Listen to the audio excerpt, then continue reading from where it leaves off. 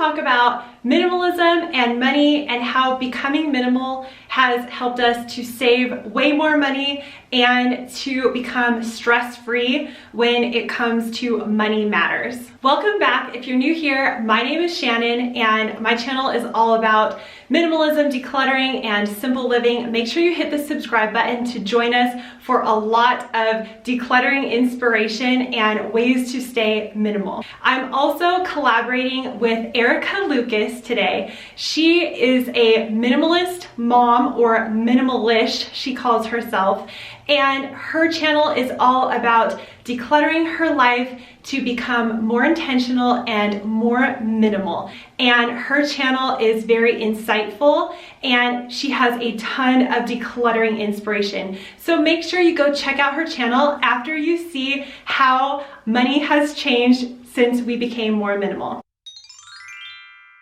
Becoming more minimal gave me a lot of extra time, which allowed me to create a budget, pay attention to where our money was going, and it also allowed me to start a new hobby, which has made me money. So this is one way that minimalism could actually make you more money in the long run. Minimalism changed the way I think about projects in our home. I try to do things in a way that will make our home easier to live in and make it a better atmosphere, but at the same time, I do not go overboard because I don't want to spend money on things that we don't truly need. So decorative things that are unnecessary, I try to avoid, or make sure that we have the money up front to pay for it, and I will never take out a loan for something that we do not truly need. Something that is just a want to me is not something that I would ever get a loan for. I came across the FIRE movement, and I'm gonna read something. It's financial independence, retire early. The goal is to save and invest very aggressively, somewhere between 50 to 75% of your income, so you can retire sometime in your 30s or 40s.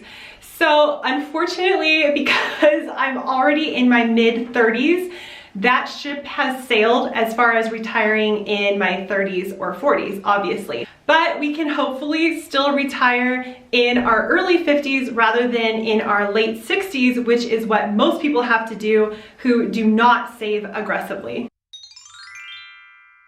I was looking at our budget and did a lot of math and realized that we were able to save 20% of our income this last year in 2020. So my goal is to up that this year to maybe 30 or 40%. We will see what happens, but that's just the goal that I've set for us.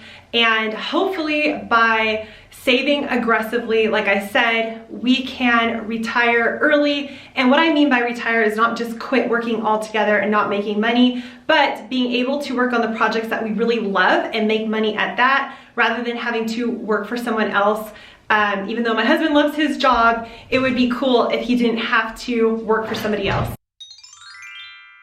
Another way minimalism helps to alleviate money stress is you're buying less stuff and therefore you're spending less money, and the less stuff that you have, the less upkeep you have on those items. So for instance, if you have one car, you have to pay the car insurance on that car, you have to get the oil change, all that upkeep and money that is spent to keep the car going. Imagine if you have 3 cars. Now you have all of that upkeep on 3 cars, or a boat, or whatever it is that you have. The more things you have, the more money and time and energy has to be spent on those items. So by having less, you can actually save a lot of time and a lot of money and alleviate all of that stress. When decluttering, you can use the receipts from the decluttered and donated items on your taxes as a write-off. So that's another way that minimalism can help you with money, is as a tax donation write-off. Just make sure you get the slip when you donate your items and you write down what it was, how much it was worth, And now I've heard that they want you to take a picture of the items to go with that. But that's very simple, and it can really help to offset some money on your taxes. Minimalism helps you avoid storing things that you don't really need. So a lot of people have storage containers or a huge section of their garage filled with things that they don't really need.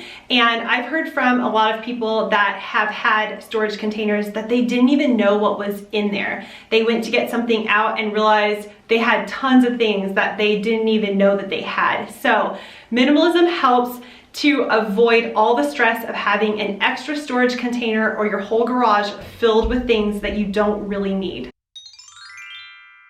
After you're done decluttering, you can actually sell a lot of your items. You can use Facebook Marketplace or eBay or Etsy. There are a ton of apps where you can sell your used items if you don't feel like donating them or they're worth something. And that's another way to make money with minimalism, is selling all these things that you realize you don't need. Some other ways that we have saved money: trying to find the difference between a want and a need will save you money. Research before you buy, wait before you buy, try a no spend month or week or even day if you're really tempted by buying stuff. Staying away from apps or magazines or things that might entice you to go shopping.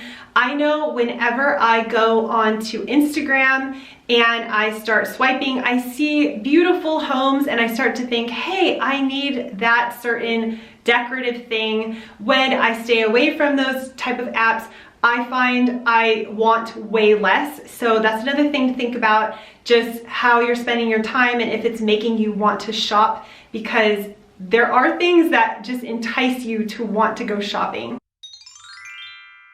The biggest aha moment I had when finding out about minimalism was that money equals time. If you are making $30 in an hour and then you go and buy a $30 shirt, that means that one $30 shirt equals an hour of your time having to work, possibly be away from your family, even do a job you don't really like, possibly. So that was my biggest aha moment when it came to minimalism. Make sure you check out Erica Lucas's channel. She has a lot of content on how they're saving money and managing their money as well. I will link that in the description box below. Thank you so much for joining me today. Make sure you subscribe and I'll see you in the next video. Bye.